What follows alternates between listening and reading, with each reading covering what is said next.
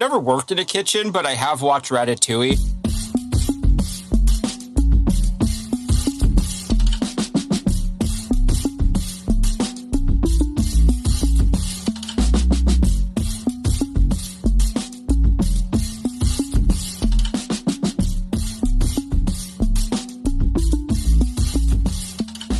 Welcome to I'm From the Internet, a podcast about the internet, its users, and their consequences. I am disgraced comedian Winslow Domain, sitting here with internet historian Jay Brandstetter. Jay, how you been, man?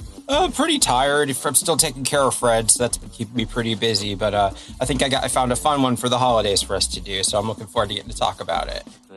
Oh, yes. I have seen... I know a little bit about this one, but with everything else in the news, I think it's tying together very well. There's something about...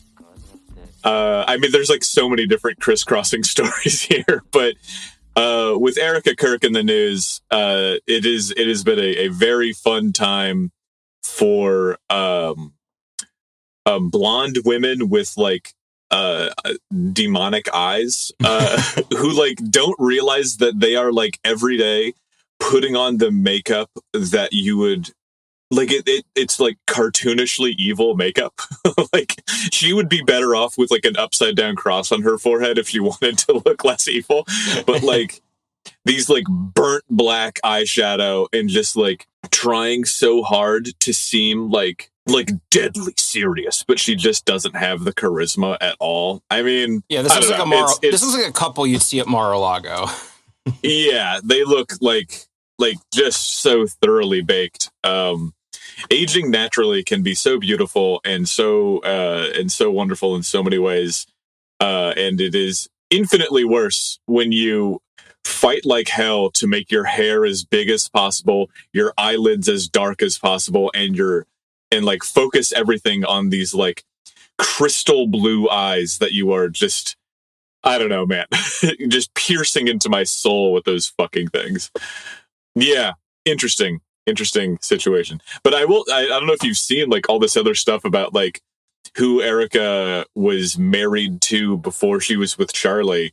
And it was something, I don't know the full details, but it was like one of Charlie's friends that she was banging before she was with Kirk. But yeah, it's interesting to see the right-wing conspiracy brain rip apart their own world because they need it to be bigger than one guy with a gun. So yeah, interesting. And of course the ratings were terrible on that thing. So it's going to be very fun to see the like, you know, whenever a highly anticipated thing underperforms, it's always fun, but especially when it's political like this, they're going to be really rationalizing how it was really popular.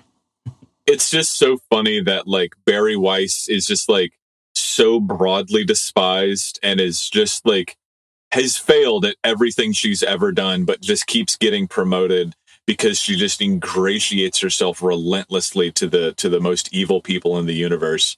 And so now what we're left with is like, she is in control of CBS and is just like straight up looking into the camera and saying like, we need to brainwash the children so that we can kill more Palestinians. And it's just like, okay, all right, fuck.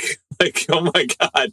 I didn't think that you'd say the quiet part so loudly. And her and Hillary Clinton are like talking about how there needs to be like actual jail time and legal punishment for misinformation, but you know for a fact that they're not talking about like regular old like making up lies about the moon landing or whatever. They're saying like it's misinformation to suggest that there's a genocide or to suggest that I am not a powerful and apt candidate. It's like, no, they're going to use their power to hurt you because that's what they've always done.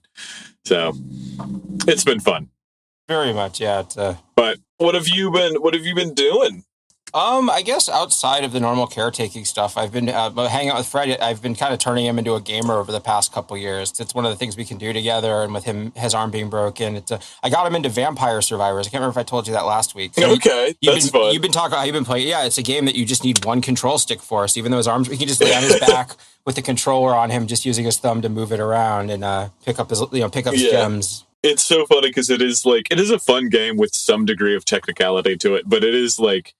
I imagine if somebody were trying to make something that mocks modern video games as just being like, you press one button and the game happens in front of you. It looks like the fake video game in the background of a sitcom, yeah. Yes. Vampire Survivors is so funny because it is just like, you are just this blur of violence on the screen. You literally don't press any buttons except for a directional pad. And then, like, I think you press one button to select a certain type of thing. But everything else is automatic, and you're just moving around the screen, dodging projectiles, which is just, it's just so simple and so funny. Yeah. But plus there's a Tanuki character you can unlock, which made him pretty happy. He's always playing as the Tanuki. Yeah, there's like 50 fucking characters in that game.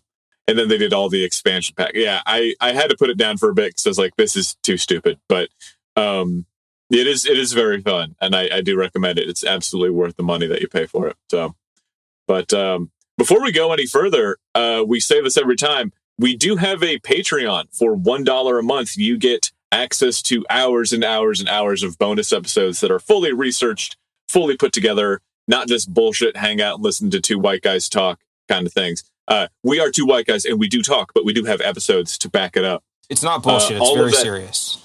Very deeply serious. It is the pod within a pod called I'm from the internet. And you can get it on our Patreon for $1. All of that money goes to Jay and Steve. So please check it out if you haven't already. Also, give us a review. We really value all of that. I know how much of a pain in the ass it is to open up your phone and press 5 stars, but please, God, suffer through it for us. We've done all of this for you, and you've given us fucking nothing. But that's all. Check out the Patreon. We love you so much. But, yeah. In my end of things, yesterday I went to the bank and I wired the last of the money to the manufacturer, which is the final thing I need to do to get the games to me. And talking to the logistics company later today to get it shipped to me. But it is 18,000 pounds of games being piped straight, hot and fresh over to me in Chicago.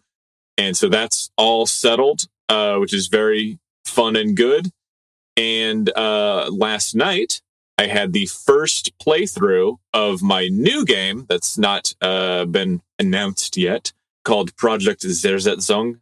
And it was a bucket of fun. Holy shit. Like, I was really worried that it wouldn't make sense. A core part of the game is that you have a 5x5 grid of targets that everybody is vying to defeat at the same time, but you naturally can't do you can't like laser in on an individual target to steal it from somebody else. Almost all of your attacks are going to be very like broad sweeping attacks. So what happens is as you play through, you will have a really successful turn and you will get all of these rewards.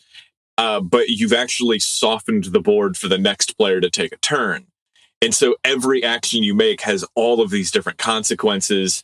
And there were numerous times in the game where, Angel, one of the guys I was playing, he plays a card and then that was like really valuable, and then plays a card that duplicates the previous card's effects. So he gets all this extra stuff, like just really interesting placed through last night. And so I'm very, very excited to make this game fun and also the scariest thing I've ever made. So it's going to be a lot of fun. That sounds fun. Hop on the Discord. Yeah, I'm used to games doing synergies from like the player perspective being positive. Synergies being something that could hurt you is very fun. Yeah, it's fun to like see interesting ways to mess with the other player because and sometimes they can like just zap it right back at you. I'm eager to share more, but I want to get the current game into the hands of people before I go too much further. So yeah, that's what we have. Hype. We will tell you now that we do have usually some recommendations at the end of all of our plugs at the end of the episode, so stick around for that. But without further ado,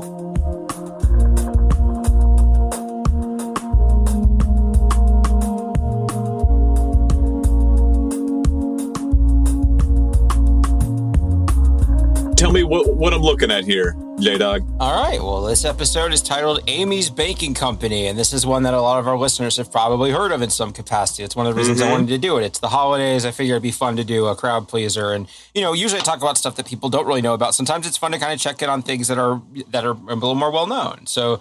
Yeah, if you've if you've watched the episode of the show, you think you know the story. I'm gonna go over some newer stuff that's happened in the decade since then. So there's a lot of fun Amy updates and Sammy updates to go through. Yeah, I've heard one thing from them since the fiasco, but I also don't know the fiasco terribly well.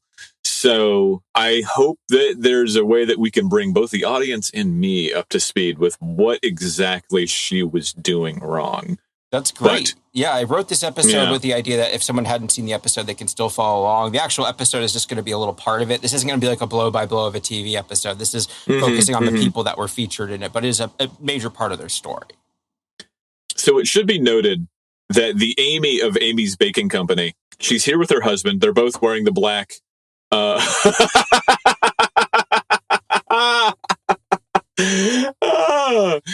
Oh boy. Yeah, I'm sorry. He just scrolled up and revealed a part of this images that is just so fucking good. Oh my God.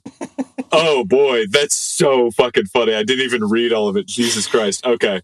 So they're wearing their black like chef outfits. Amy's there with her hair sprayed all big and out and voluminous. Like it's not tall, but it's reaching like 6 inches away from her face. It's like this big pile of hair. She has Republican makeup on, which I'm sure the listener knows what I'm talking about. But if you're not, it is just where like you refuse to match your skin tone and you just cake on as much as possible. Huge rouge on the cheeks and then black eyeshadow, just puffed up, tweezed eyebrows, and this kind of this vacant stare. But she's just like, if you whopped her on the face with a pillow, you would have like Veronica's cloth from the crucifixion. Her whole face would end up on the pillowcase. Yeah, if she got in a car accident, you'd be able to like, get a picture of her face off of the airbag. Yeah, exactly. When she runs away really fast, it leaves a cloud that's in the shape of her face. Like that's what. And she's here with her husband, who is probably 1,000 years older than her. And her husband is just like, this is a deep cut, but he looks like Henry Phillips of Henry's Kitchen on YouTube, but with Guy Fieri hair. So he's got like receding, short, spiky, platinum blonde hair, but he's a much darker skinned man. So it does very much look like you just clipped a Lego hairpiece onto a completely mismatched character. Like he definitely looks like if he turns his head, his hair will take a second to turn with it. You know what I mean? And so yeah, they're in their extremely fucking chintzy little bakery that is trying so hard to be a fancy restaurant, but it is absolutely not a fancy restaurant. And it is an update from Amy's Baking Company Boutique and Bistro 13 hours ago. And all that I can see here is just, you people are all shit. Yelp shit. Reddit shit. Every shit. And then it cuts off and it keeps going after that. Oh, I do not doubt that. This is very funny. This woman looks like she has never been told no and will steal candy directly from children. Like she's diabolical. But yep. I've known my mom is involved in the dog show and dog grooming world. I have known 100 of these women, and they are all the literal Antichrist. They together are like the Voltron of Antichrists. Very much. This is that type of Antichrist episode. And also, I've never worked in a kitchen, but I have watched Ratatouille, and I feel like the combination of big hair and those hoop earrings would not play well in like a cooking environment. I have never worked in a kitchen, but I have watched Ratatouille. It's a really fucking awesome sentence. Thank you. They do have a whole thing in there about how you're supposed to dress and like keep your arms to yourself in the kitchen. So it is pretty informative. But yeah, I think I'm too autistic to handle a kitchen. It's true. Yeah, no, you got to put your hair back for a variety of reasons. But yeah, that's So fucking funny. But yes, they were on Kitchen Nightmares. But yeah, take it away, Jay. Yeah. Also, I will say at the very top, we're returning to Scottsdale, Arizona. This is the same city as Mark Mitsubishi. So yeah, when our producer Steve told us that place is a very cursed place that is bearing out. Yeah. Absolutely. Yeah. I think everything in the American Southwest has a little taint of evil because they are so close to the detonation of the first atomic bombs. But, that might just be the radiation. What kind of brought me doing this episode on was that, like, Kitchen Nightmares is still really popular for a reality show that started in 2007. Like, I've seen multiple people been talking about how he has a new show coming out and have been talking about the concept. I see people talking about watching, like, the compilations and clips on YouTube. Like, this is a show that started in 2007. Like, when's the last time Flava Flav or Jeff Foxworthy got mentioned online, like the way that Gordon Ramsay does? Yeah, I mean, Jeff Foxworthy still does fucking numbers. My buddy Dave was going to interview him for his Sirius XM show, but they had to delay it because Jeff Foxworthy got bit by a copperhead, which I think is fucking very apropos. Pretty good excuse, I gotta say. Yeah, as far as excuses go, that one's pretty fucking good. But yeah, no, it's Kitchen Nightmares is just like they go to like struggling kitchens and are struggling restaurants and like try to help them get better or something. Yeah, I'm not really a big reality TV person, but the basic premise of Kitchen Nightmares is each week, British celebrity chef Gordon Ramsay goes to a struggling restaurant and usually sees the owners like being negligent or bad. He scolds them a little and then they listen to him and make changes, and usually it either works out or it doesn't. And there's even a whole website about like whether or not the restaurants on Kitchen Nightmares survived or went bankrupt. It's one of reality shows don't have good track records for actually rehabilitating these businesses, but at least you get to kind of see like, small business tyrants talking to someone who can actually stand up to them. I think that's a lot of the appeal of the show. Yeah, for sure. Because a small business person is just like a couple steps away from being like an out of control fascist. I don't know if you saw, well, I guess you're not on Twitter, but there's somebody who has all these stickers on their car about like, fuck lawyers, shoot. If you see a lawyer, shoot them. Like, God hates lawyers. I hate lawyers. Ask me why I hate lawyers. And they were just like, so what do you think causes this? And the first fucking comment was just, that is a small business owner who got caught doing wage theft. That is 100% what that is. Because, I know tons of really lovely small business owners. It is obviously not a universal rule, but oh boy, they are small town fascists. Let's look at the history of how Hitler came to power and how it involved a lot of the petit bourgeois and the small town, like the small business people. That's how it happens. The people that were at January 6th they weren't like poor people. They were flying there on private jets. They were small business owners and medium business owners who were trying to install a fascist because there's a pipeline between the two. You know what I mean? Poor people can't take time off of work to go to a protest. yeah, exactly. They do that for a reason. So, yeah. Yeah. And also, I think like as an illustration of this popularity, like if you go on YouTube when you're logged off and just type in the word kitchen, the first autocomplete is Kitchen Nightmares. Like of all the kitchen stuff people watch on YouTube, that is their channel has over 7 million subscribers and they pretty regularly top 1 million views on their compilation videos. Like this is up there with The Office and Family Guy in terms of like timeless like television that made the jump to the internet pretty well. Like they've even uploaded the Kitchen Nightmare thing like 4 different times. And like it's a neat little progression through the years of how YouTube marketing has changed. Like the one from 9 years ago, Ramsay walks away for the first time. 7 years ago, Amy's Baking Company calls out Gordon Ramsay. 1 year ago, literally all footage from Amy's Baking Company. Me, if I worked at Amy's Baking Company, all lowercase, just like being completely wacky with it. And the thumbnails are just like shit posts. Oh, wow. Yeah, that is an official post from Kitchen Nightmares. That's amazing. They were really running with this. That's funny. There's some TV shows that are like, all right, well, if somebody else is going to upload this to YouTube, it might as well be us. Because that's why I watched compilations of how it's made when I'm like sick out of my mind or like trying to not die. I just watch like, how a speedboat is made by some like very soothing man. And yeah, it's just funny to see that they're trying to meme it on the internet. But yeah, seeing them kind of lean into online culture, try and mimic it. Like, yeah, people make memes out of Gordon Ramsay. We'll make memes in our stuff. It's cute, even if it doesn't personally appeal to me because it's not my sensibility. Yeah. Right. Yeah, and also Kitchen Nightmares is a show that has had brushes with virality its entire existence. Like as far back as 2010, when advice animals were first becoming a thing, there was a Gordon Ramsay advice animal. I was able to pull up one of the old ones here. Like the format was a picture of him yelling, and it was usually some kind of pun comparing something to food. Like, this dish is so poorly prepped, EA is trying to publish it. One for the 2010 gamers out there. And it's funny that like that he's a character. He's not actually like that. Yeah. That is one of the fun things like he might have been a little intense, but when he came to America, they just gassed him up and they're like, you need to be the Antichrist. You need to be as evil as possible. Not evil, but like angry and mean, because he's the character. And like I see that all the time of like, there's that clip where he puts two pieces of bread on this woman's head and he goes like, and what are you? And she's like, I'm an idiot sandwich. And people will share that. There it is right there, an idiot sandwich. And people will share that and not think that it was like a scripted line. It's fascinating. People that watch reality TV and they're just like, still today, 2025, they think it's real.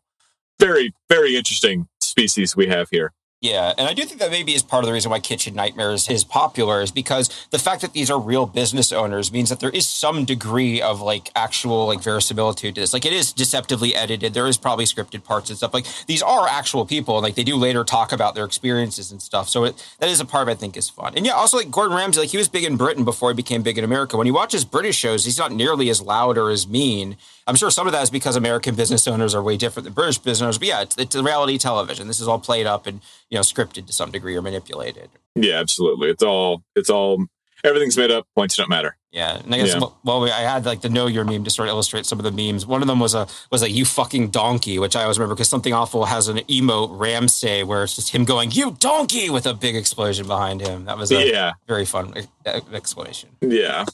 We should do an episode just of the Something Awful emotes and just like do a little history of each one. That's like the worst podcast imaginable, is just us describing GIFs. Jesus Christ. Yeah, I think that was a Mr. Show sketch. Oh, I wish you could see this. It's so good. Yeah, Jesus Christ. Yeah, and I did have a little bit of a thesis here. Like, I think part of the online popularity, too, is because it's instant karma content. You're introduced to a shitty or incompetent person, a charismatic, high-energy British man yells at them and makes them feel bad, and it's all their fault, and they literally signed up for it, so you don't have to feel bad about enjoying someone else's pain. It's like a perfect little nugget of a content you can consume in one sitting. Yeah, and it's like, it's not punching down, it's punching directly up because it's a business owner. It's your boss. You get it, like, you can't punch your boss in the mouth, but you can watch what is functionally like a copy of your boss getting punched with words by some British fuck. Yeah, I get it. And this is also kind of counter-programming to shows like Undercover Boss or whatever, where there were shows that are doing this from like the pro-business perspective, where it's more about those businesses getting to be mean to their employees. So this is kind of like getting to watch the owners be mean. Yeah, for sure. And also just like 2000s reality show is really padded. I rewatched the episode for this, and yeah, half of it is recaps and summaries. Yeah. So I think it's probably it's just better on YouTube when you edit it down, because yeah, like Mythbusters or Kitchen Nightmares has like 5 minutes of actual content in it, and they stretch it out to 22 minutes with ad breaks. So when you cut it down to digest format, it's actually a lot better. You're not losing much. Yeah, Mythbusters was particularly egregious for that, but yeah. Anytime you watch TV, broadcast TV, you're just like, oh, this is intolerable. How did we deal with this for so long? I have YouTube Premium. I don't pay for it, but I got it, right? And it's just so fucking, I cannot imagine ever going back to watching 5 minutes of TV, 4 minutes of commercials, and then a retread of what I watched on the 5 minutes, and then 3 more bits of content, and then a cliffhanger, and then 4 more minutes of commercials. Like, what on earth are we doing? This is dreadful. Say what you will about streaming, it's made programming actually fucking good. Yeah, it's never been more watchable, thanks to them. Yeah, truly. Yeah.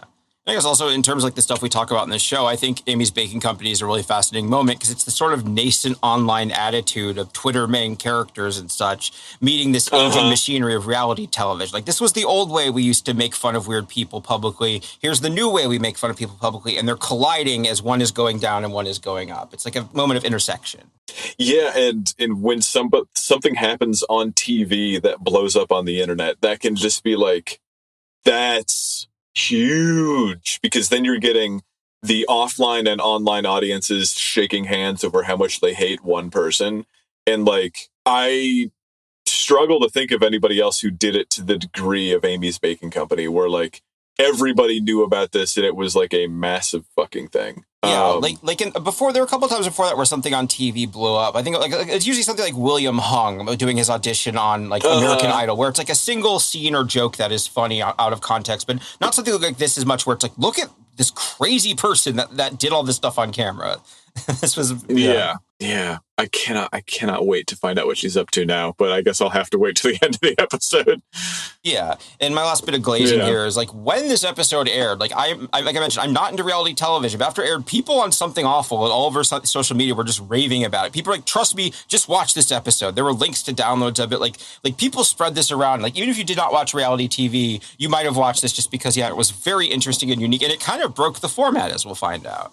Yeah, it is just one of those things that like a standalone episode that is just like, even if it isn't a flagship that like brings people back into the fold of watching the rest of the series, like the Comedy Central show called Review, where the guy reviews eating 15 pancakes, getting divorced, and eating 30 pancakes. And it's like, as a concept, what an episode of television. Even if you don't watch the rest of the series, it is just like unbelievably good. And yeah, it's like a standalone, really fucking good episode of what this is for the catharsis that this kind of show provides. Exactly. Yeah. And the whole episode, like I mentioned, is free on YouTube. So if you want to watch it, you can pull it up yourself and watch it. It's quite entertaining, I'd say. But I'm not going to do a blow by blow of the episode. I'm going to talk about highlight parts that are relevant to the overall story. So if you want the full thing, watch it. It's the only episode of Kitchen Nightmares with its own Wikipedia page. It's that well documented. Okay. Yeah. And again, if you're going to watch it, it's just called Amy's Baking Company. If you Google it, you'll see it 10,000 times. Yeah. First result will probably be the official Kitchen Nightmares upload. And so this actual episode we're talking about, it was the season finale of season 6, and it was such a big deal that the next year, season 7 premiered with Return to Amy's Baking Company. Like, this was, the season ended with this, and it blew up, and it was so viral that a year later when they restart, like, okay, we have to revisit this. This is like the most attention the show has ever gotten. So we got a little follow-up then, but we have a lot more after that. Dear listener, don't worry. We're going to tell you. I hope we're going to tell you why it was so viral. But it was viral for a reason. Yeah, but we're not quite there yet because we have a little bit before the episode to talk about, because they actually, this is almost the sort of the inciting incident of them being on the show. So Amy's Baking Company was founded in 2007 in the Village at the Shea Shopping Center in Scottsdale, Arizona. The online story begins for us in August of 2010, 3 years prior to the Kitchen Nightmares episode, on Yelp. So this is the first time we're going to deal with an actual active Yelp situation on this show, and it's going to be pretty fun to go through. Active Yelp situation makes it sound like we're talking about an active shooter. We have 1 stars in the building. I repeat, 1 stars. Lock your doors. Jesus Christ. Oh my God. Because well, you don't need me to tell you that there's been like 4 high-profile shootings in the past 2 days, including a nuclear science professor who was just randomly killed by no other government, I'm sure. Anyways, we'll get into that. Yeah. Take it away about why are we reading about Yelp? Yeah. So right off the bat, a very funny thing about Amy's Baking Company is that the restaurant had been closed a year before this 2010 event, and it was reportedly because she had health problems, but we actually found out because she was in prison. And you'll find out why she was in prison later. I did not know that at all. Dude. Finding out that a blonde lady has gone to prison is just like, I don't know. It's like finding a 7-leaf clover. It's just what a treat you get. That's great.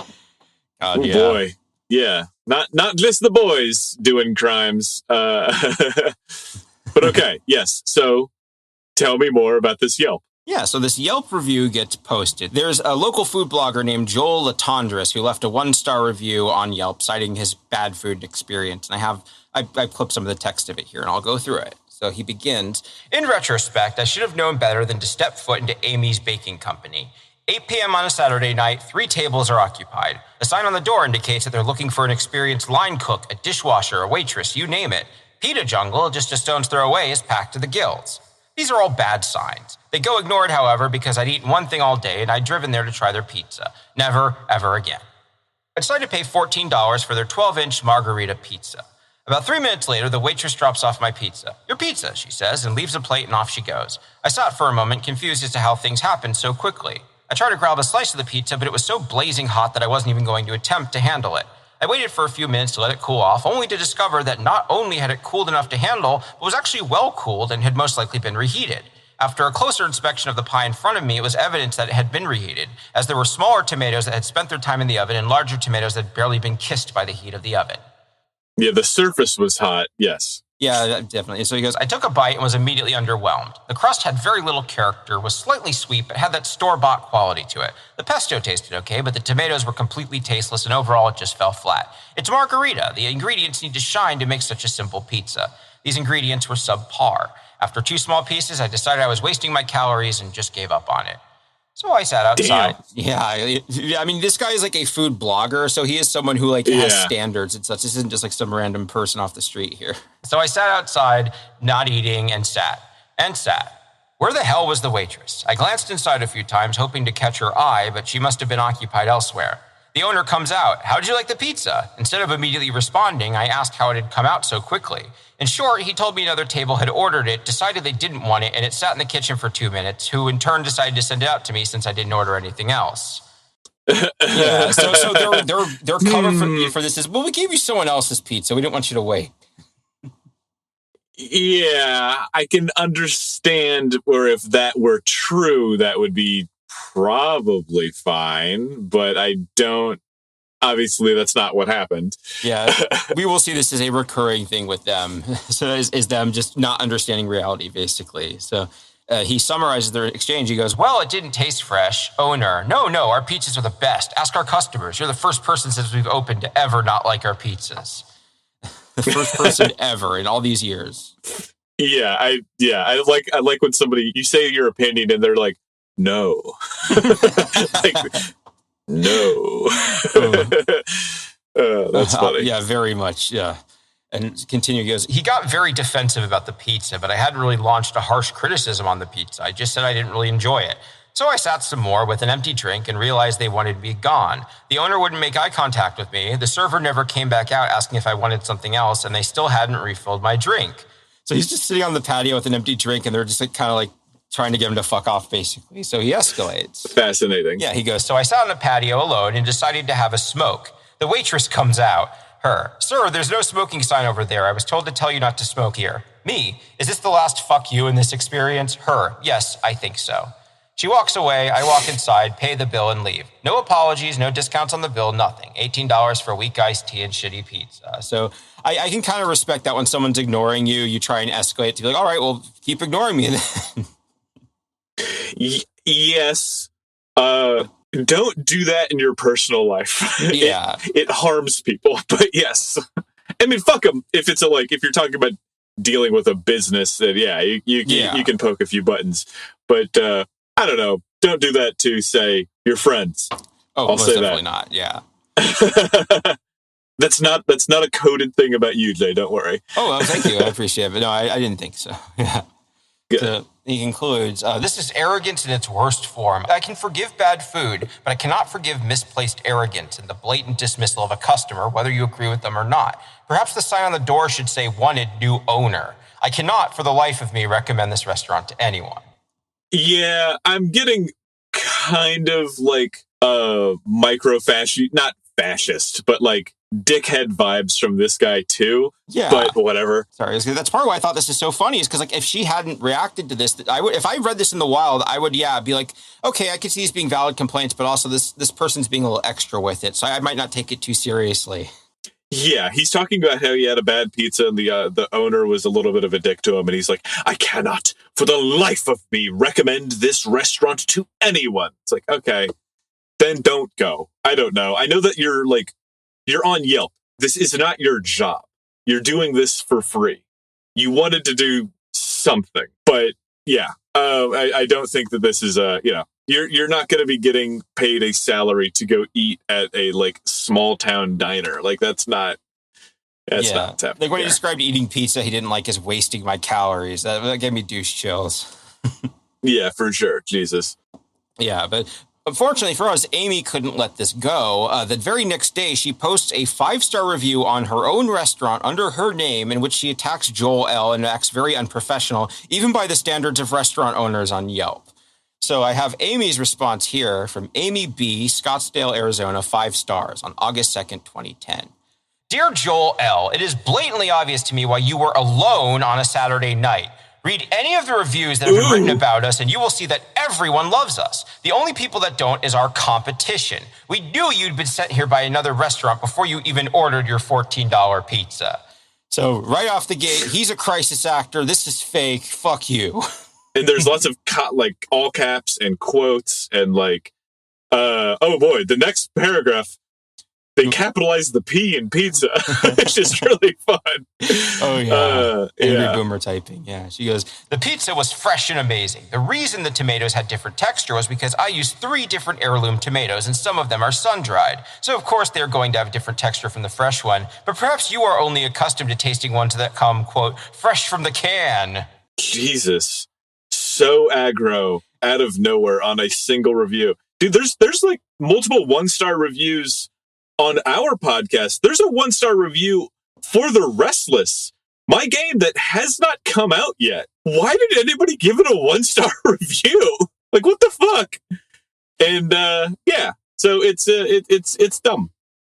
It's very dumb.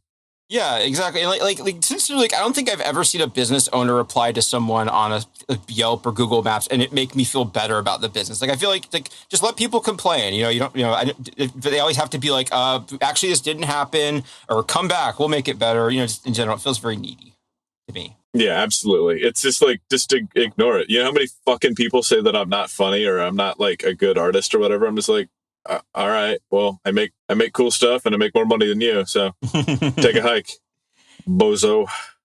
Guy from Barcelona that pronounces it boso. You guys are a bunch of bozos. Bosotros. Yeah. Moving on to the store-bought dough comment, please. My dough is made fresh every day from 100% organic ingredients. Perhaps your palate is not sophisticated enough to tell the difference. As for you having the patio all to yourself, unless you have been living on another planet, it is summertime in Arizona, moron. Only tramps and losers want to sit outside in 110-degree temperatures. You gotta, in order to give this to the listener, I'm gonna punch up this paragraph here because there's a lot of stuff that's in all caps.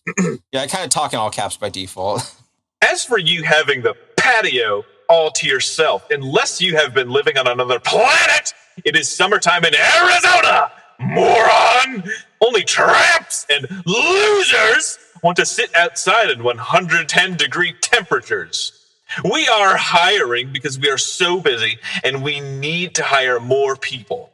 You just so happened to come right after a huge rush, and the people did not change their mind for the margarita pizza they ordered. They were still enjoying their amazing Caesar salad, and I thought perhaps you would appreciate not having to wait so long for your pizza, which was coming out of the oven. I am the chef and the owner, and I am the one that made your pizza. As for the no smoking comment, everyone knows that it is against the law to smoke within 20 feet of a public place, but perhaps you think that you are above the law. Have a little respect. Not everyone wants to subject themselves to being around secondhand smoke. And as for the overpriced menu items, if you think that $12 is too much for an entree-sized organic salad, for $14 is too much for an amazing pizza, then perhaps you should go to the pizza jungle that is just a stone's throw away. And if you get lucky, maybe you can dig up someone to take with you so you can share a $5 falafel. Do us a favor and keep your ugly face and your ugly opinions to yourself and go back to the restaurant that you really work at. I would love for anyone who reads this review to come to ABC and try our pizza.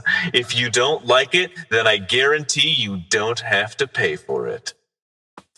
There you go.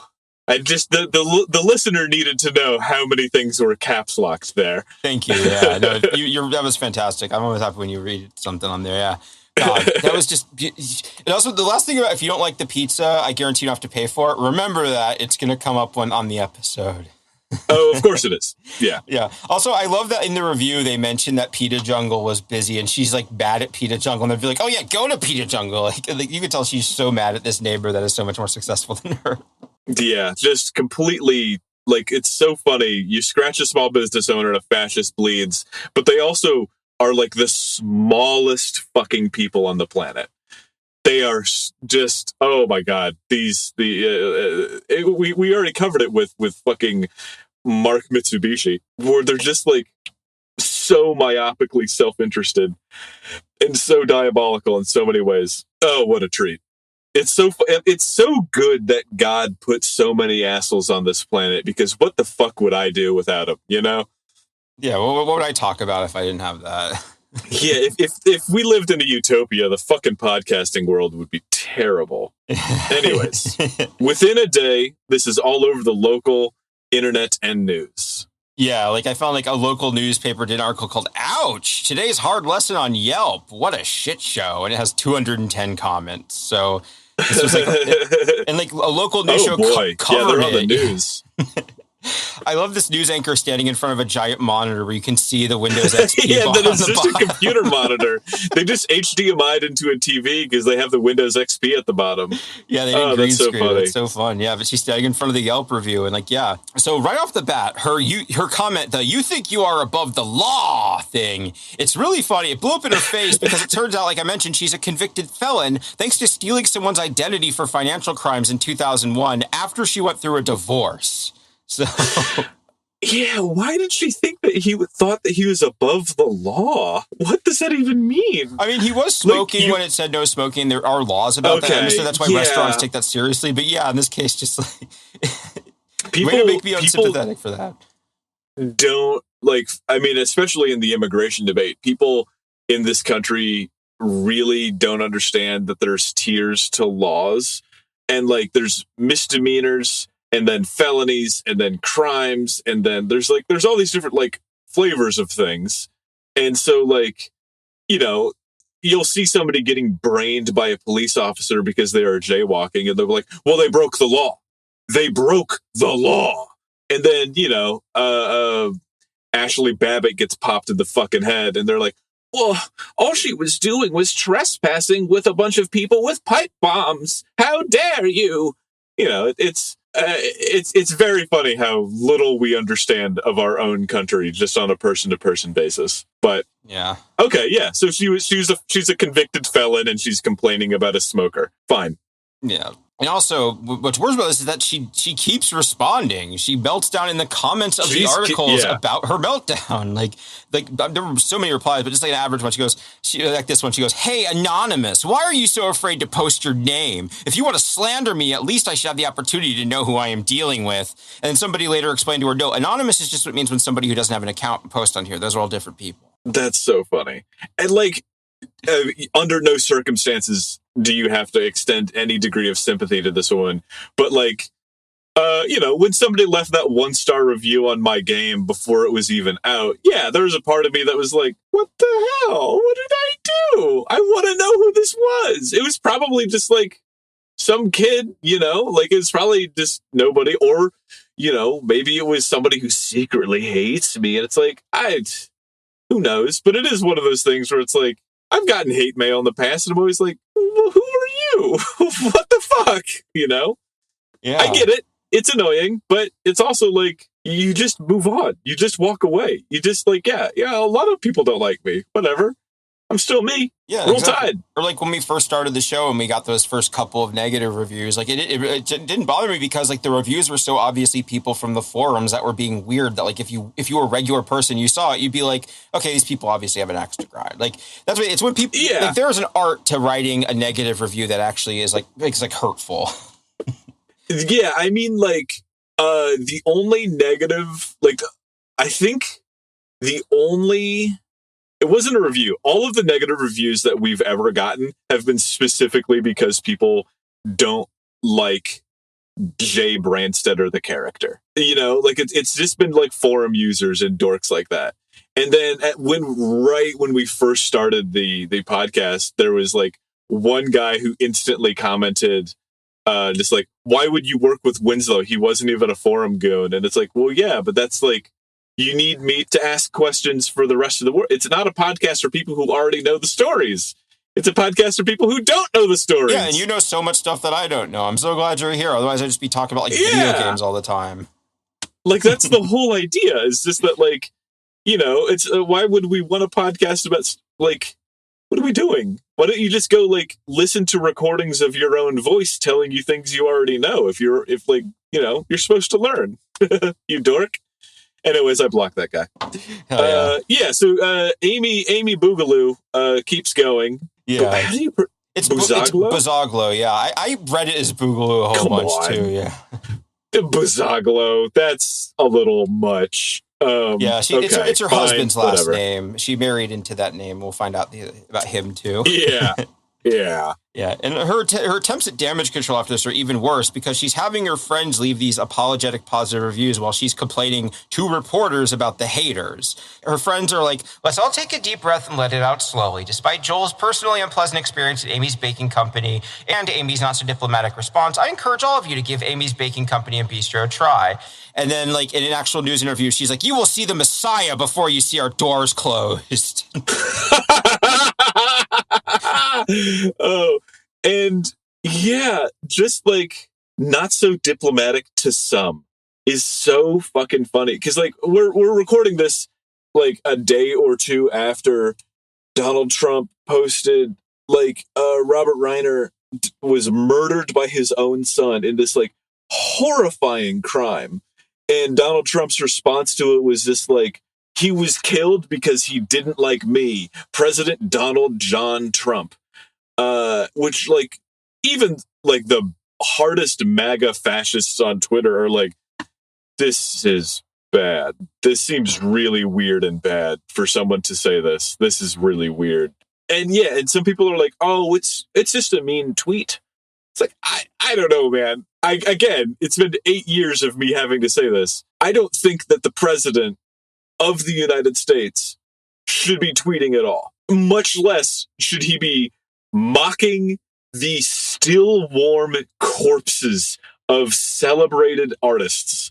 I don't think that that's... If we can't make fun of Charlie Kirk, then you don't get to make fun of fucking... or like make it weird political statements about Robert Reiner. It's just... How is this not obvious? Yeah, whatever. Like that's the thing I like about Robert Reiner. Like if you don't care about his movies, like just in terms of pissing off like Republicans, he's like South Park made that entire episode where they defended the tobacco industry just because he made like smoking illegal in restaurants and it made him so mad. Like I so respect that ability. Yeah, just point the gun in every direction. I can understand that. Yeah. And also one of our quotes, one of the articles says, although many have now vowed to never eat at Amy's Baking Company, Amy and Sammy say those people will not be missed. So yeah, she's trying to do the whole I don't need you thing. So about her husband, Sammy Buzoglo. She married him in 2004 after the felony, and he's an Israeli, which current audiences will have a much better understanding of what that entails than 2013 audiences, and it makes a lot of stuff that happens with him later very funny. A lot is revealed. You kind of get an idea of like, oh, this is the behavior of someone who believes that they were promised something 3,000 years ago and they can kill as many children as they need to acquire it. So it kind of reveals itself. I understand that. Yeah. And also, like, this wasn't an isolated incident. Before the TV show even happened, there are recurring issues in the negative reviews where like histories of Amy and her history being confrontational and combative. The problem is that Yelp is excluded from the Wayback Machine, so I don't have any copies of her other things. The only reason I have this big one was because it blew up enough to be in the news and they mirrored it and such. So there are all sorts of lost media people. Find me Amy's lost Yelp meltdowns. I understand that it's bad for me to threaten to kill people. I get that. But I think it would be really funny, to be just like as a character online as a bit I maintain for my entire life is anytime someone leaves me anything but a 5-star review on a podcast, on a game, on an art piece, on anything, I just respond, I will kill you with a gun. Just every time go nuclear. And just like immediately, like not I don't have the time or the energy to write out like a full like schizo screed like Amy did, but just the idea of just being like, I will kill you with a gun every single time. But she's already doing it for me, so I guess you get that right, so long as it's protected speech. Yeah. From a first-class citizen. Yeah. For now, hopefully. For now, hopefully. Yeah. Yeah. And this is arguably why they wound up on Kitchen Nightmares, because part of the scouting process is they ask the local Yelp community because they know what the restaurants are. And of course, when they came to Scottsdale and were asking people on Yelp, everyone was like, Amy, check out Amy. You're going to get some good television from Amy. So, yes, absolutely. That's so funny. But a fun part is that she did have to apply to be on the show and shoot a submission video. So she literally auditioned for this. And they actually, after this blew up, like part of the return was since she wouldn't go on the show again, they showed her submission video. And the way that she frames her submission video is, my husband has a huge, horrible tantrum. I hope we can help him. Like, she's like completely innocent and has nothing wrong. It's just her husband has a temper problem. We hope we can help him with it. All I'm going to say, and I'm going to say this very diplomatically, if you are over the age of 10 and you're talking about haters and ops, I should say, if you're a rapper, hey, do whatever you want.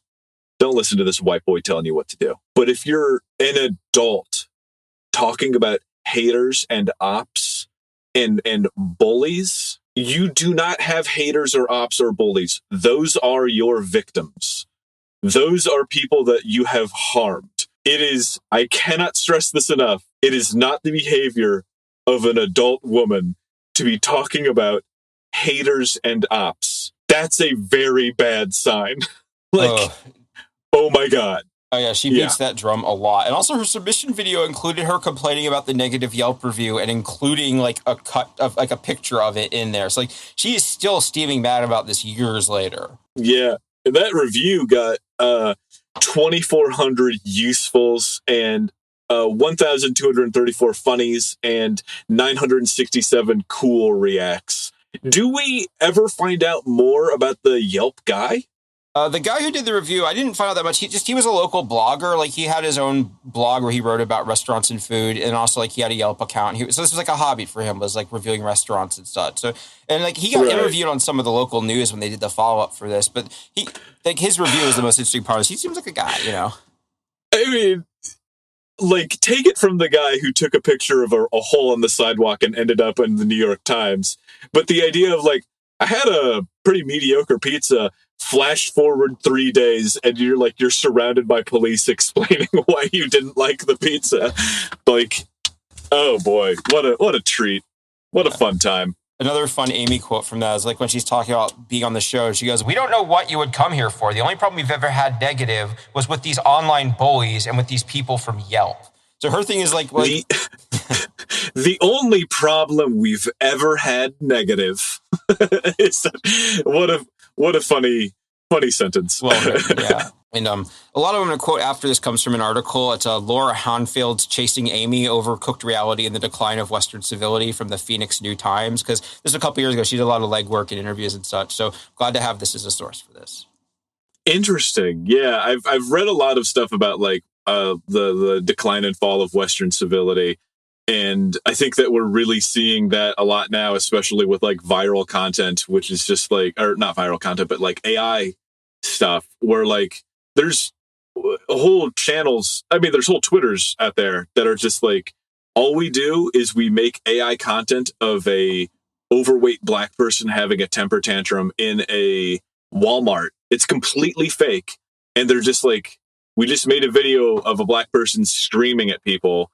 And then we post that, and then we have 7,000 insanely racist comments, rinse, repeat. And that's their whole day, is just making constant hate factory content for the internet. And I don't know, man. I think that could just be tied to like the decline and fall of people living and working together. Like we are isolated and becoming increasingly hateful. And this is one delicious little morsel of it, you know? Very delicious, yeah. Yeah. And so December 8th through 12th in 2012 is when the Kitchen Nightmares episode is supposed to record. And anyone paying attention can tell that this isn't going to work out well for them. I have like a quote from the article. So she goes, I returned to the restaurant's Yelp page and read the reviews following the one from Latondrous. It's mostly a mixed bag, but many of the negative ones contain similar but less lengthy acerbic responses from both Amy and Sammy. Why would they agree to being on a show where criticism, embarrassment, and humiliation are part of the act? I think to myself as I start to type the post. Don't they know what Kitchen Nightmares is about? And yeah, that is a very obvious thing. Everyone was like, why would she be on this? Yeah, it is that is the sign of a real narcissist. And like you see it with like the Adam Friedland show where he had on, oh God, whatever the fuck, like whatever that guy's name was who oh yeah, he's just like, it's anti-Semitic to say that we should stop killing children, and like just psycho shit.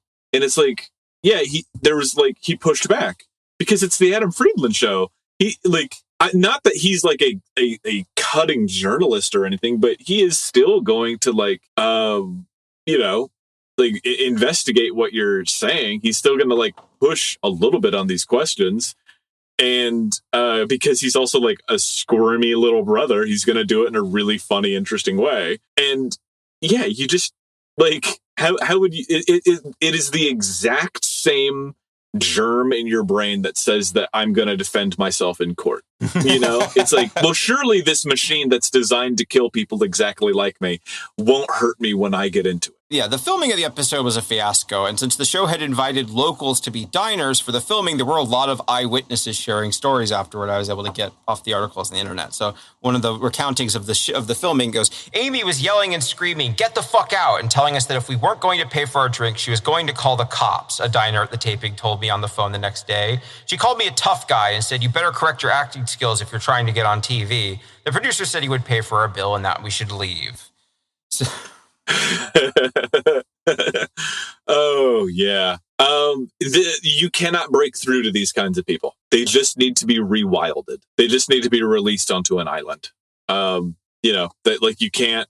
These are people that cannot be fixed. They're going to be like this forever. They're going to be little Nazis wherever they go.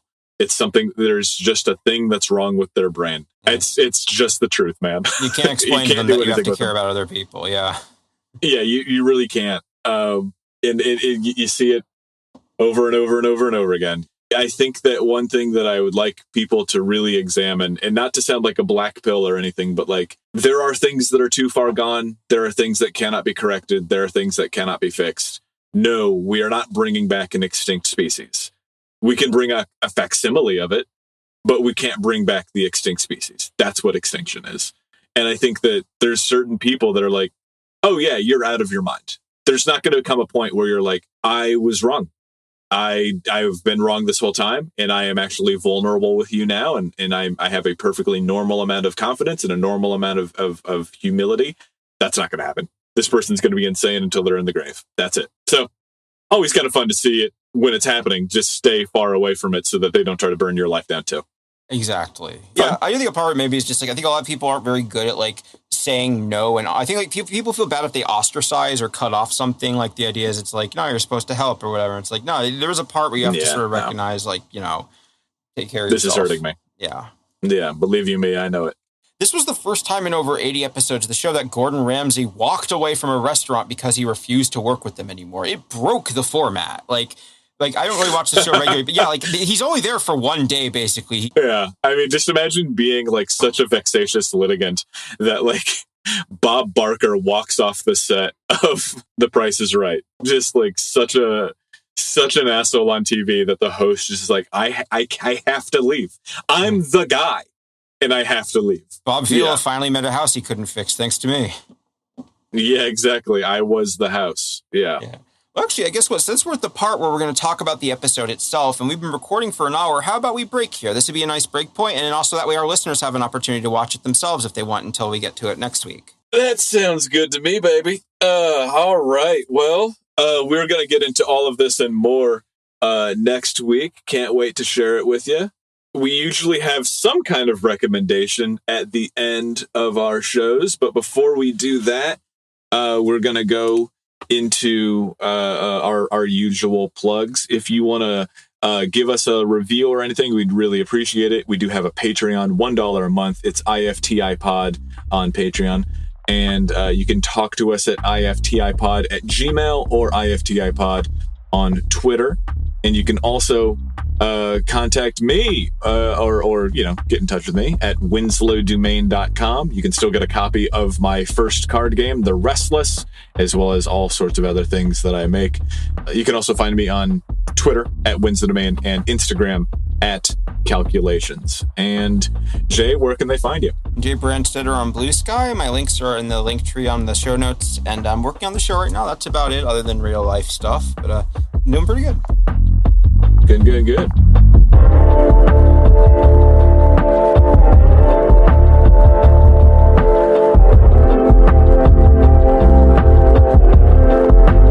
Well, that's all for us. We love you so much. And as for recommendations, Jay, did you have anything lined up? I have one at the end of the document, but for now, I did mention Vampire Survivors earlier, so I guess I can kind of wrap up with that. One thing I do like about it is it has a panda character. I don't know why, but I do know why. I looked into this. It's because the developer is Italian, and it's a reference to the Yatterman anime, which is really popular in Italy for some reason. That's a weird thing about Italy, is like anime was popular there before it was popular here. Like they were really into Lupin and stuff, like in the 80s. Oh yeah, Lupin makes sense. Yeah, very Italian coded character. Yeah. That's funny. I would say that the only stuff that I could really throw a rec on is I got some like metal bands and stuff, but I would say I've been listening to a lot of the pod Panic World, made by friend of the show, not made by, but produced, researched by friend of the show, Adam Bumas. It's good. It is like us, but it's a little bit more focused on like decay and panic and like more of the modern internet stories. And that one, it's been very, very fun. A good supplement for all the other podcasts I've quit listening to in the past 6 months or so. But yeah, so I highly recommend checking out Panic World if you can. There's a bunch of familiar voices on that one as well. And that's gonna do it for me and us and you, the listener, because this is the end of the episode. And we love you so much, and we'll catch you next week. Stay out of Scottsdale. That's right.